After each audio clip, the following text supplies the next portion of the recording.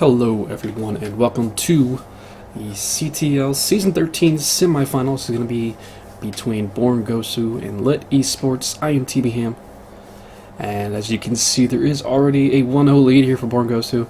Unfortunately, shortly before his match, either like the night before or just a few hours before, Couchy actually dislocated his thumb while playing outdoors, being the spriteful child that he is. So he was unable to actually play in his match, and LiT didn't have anybody to actually sub in for him. So that match is already a walkover, so BornGo is going to be entering this with a 1-0 lead. This is going to be a best of 7 regardless, so just BornGo has a little bit of an advantage to start off this match here. It's going to be starting off with a ZVP on Frozen Temple between two gold players. For those unaware, the CTL is a, well, at the moment, diamond and below team league.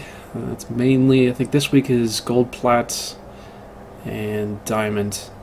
There's no extra silver this week. Yeah, the extra set this week is a plat set there in set number 6.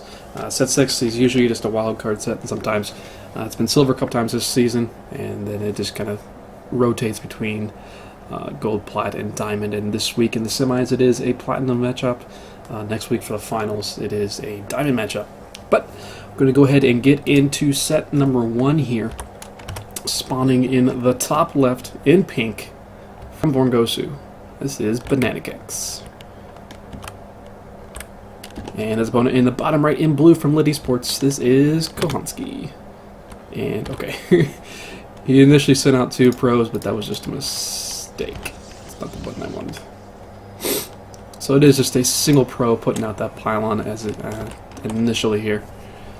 He's not going to be getting crazy to start us off here in set number 1. This is a gold matchup, so the players maybe won't have the cleanest of builds or cleanest of play, but the way that I know CTL players practice, especially once we get into the playoffs, especially once we get into this part of the season, their builds are very, very well thought out, and they usually play pretty darn well for their league level.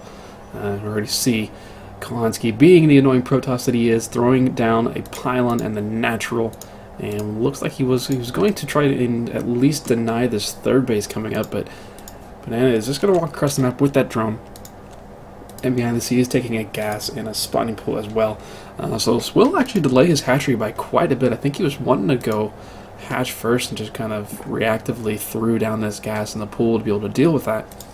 Behind this, Kohonski does have a single gateway up right now. He doesn't have his own nexus up. He's still about 100 miles away from that. Now he has a drone in his way being annoying. Actually, he's going to go for a cyber core immediately as well. So he isn't going to expand super quickly, and there are actually 2 gases here in the main base for our Protoss player. So he's going to be looking to put on some amount of pressure pretty darn early here in this game. Pool has finished up here for Banana. Just wait for him to start pumping out some lings and a queen, and be able to take out this pylon down here and finally get his hatchery up. But at this point it is so far behind it. In fact, it's going to be, well, never mind, I was going to say it's going to be behind the nexus, but I think Kohonski, realizing that his opponent didn't throw down that hatchery down at this third base area, knows that lings are going to be an issue, so he wanted to get out a Zealot really, really quickly before he even put down this nexus. A lot of gas already here for our Protoss players, up to 100, and he still has 2 in each of these geysers. I'm not sure exactly what he's planning on doing. We're having the pylon here in the main base. He's going to be trying to hide, I imagine, some sort of tech to start this game. And well, there's a few links moving across the map. He's already got 6 about to enter. He's got 4 more behind that. But with this tight wall, with the Zealot here, and then Adept on the way as well for Kohonski, it shouldn't be a problem. These links shouldn't be able to do too much of anything. Nothing besides speed here just yet from our Zerg player. He just wants to get that initial opening up. He's actually getting the Overlord speed, so he doesn't want to be blind at all.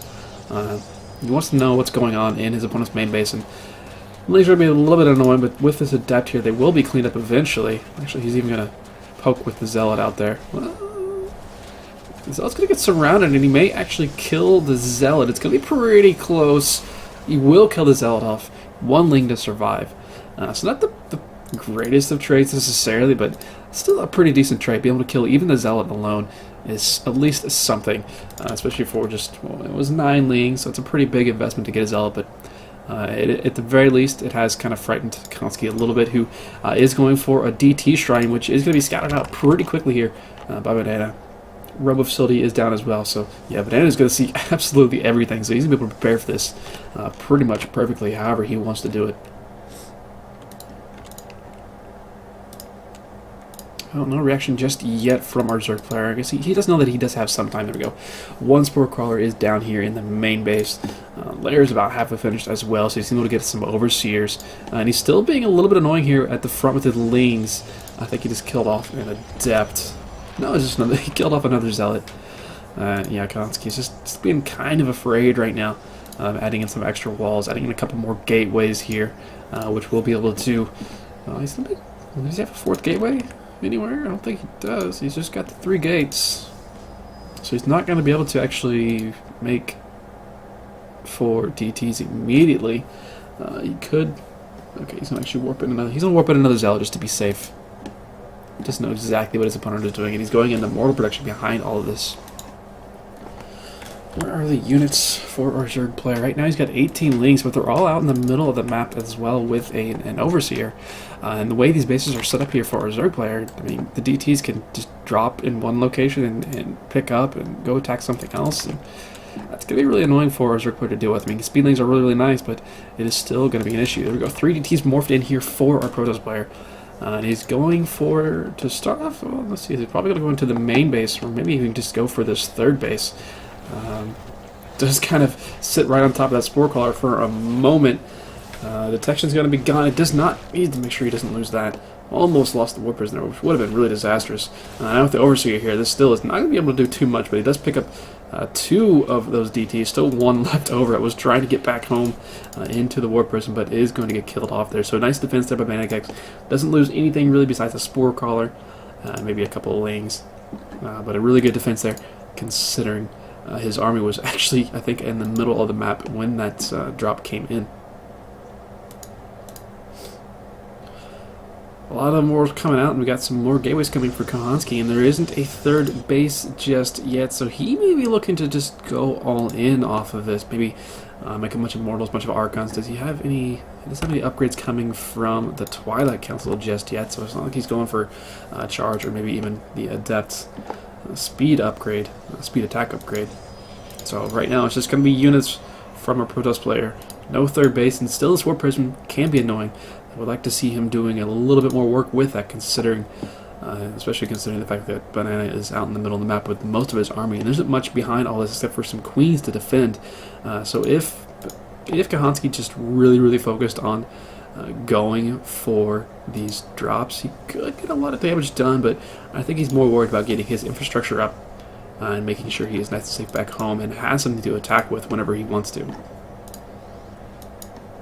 Yeah, War Person just poking around, looking what's going on, sees the queen there, doesn't really want to attack into it. He does force this Ling force from Banana to walk back home.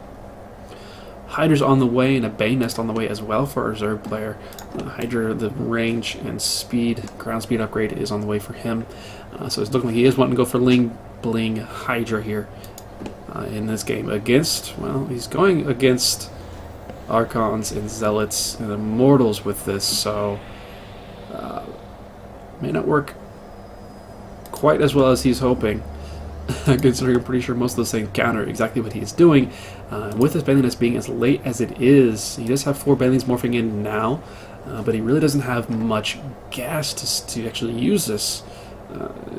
So it's going to be a rough hold here. And it looks like Kohonski is powering up for a really big push. He's got 4 Archons, he's got 3 Immortals, he has this War Prisoner, he has a bunch of Zealots. The Zealots don't have charge, so they're not going to be that powerful, really. But this is still a pretty massive force that is moving across the map now. The 4 Archons are going to lead the charge here, it seems. Is he still just sitting? He added even more gateways in, so he's sitting at 7 gateways now. That's quite a bit off these 2 bases. And this is definitely quite a bit all in, and they're all bunched up here. There's not really a lot of Banelings. They do kill off one Archon pretty quickly. Archons are dying for the most part, but these Zealots are still alive. One big Baneling connection does go off on those. 3 Immortals left over, and those are just going to absolute town here. The Immortals are definitely the saving grace here for Kohonski. He lost pretty much the rest of his army. He has some Zealots left over that he just morphed in, and he's going after these Queens to start off this fight. 34 Lings in production here for our Zerg player. What else is coming up? Zealots, just Zealots right now for Kohonski. He needs to just keep warping in right now. The third base should go down here. And actually some more DTs being morphed in. He's going to make those Archons. Yeah, he's going to make those Archons. And, well, he makes one Archon immediately. Banana making some emergency bans here. They do have speed finished now, so he's going to be able to get on top of this army. And without the charge here for Kohonski, it's going to be really difficult for him to actually split this army up. And these Banelings could get some pretty good connections. I think he realizes that, and he's trying to move back, but nice connections there by the Banelings, but it's just not quite going to be enough right now here for our Zerg player. He's got 4 more Hydras on the way, but his army, he just does not have the larva to keep trickling out like this and actually killing anything that Kohonski has left over. These Immortals just have not died. 14 kills, 12 kills, 12 kills on this one as well. And that's looking like that's going to be it. Banana's going to tap out GG, and LiT will tie up the series here 1-1. Congrats to Kohonski. Our next set is going to be a PvT Platinum matchup, and we'll be back with that in just a second.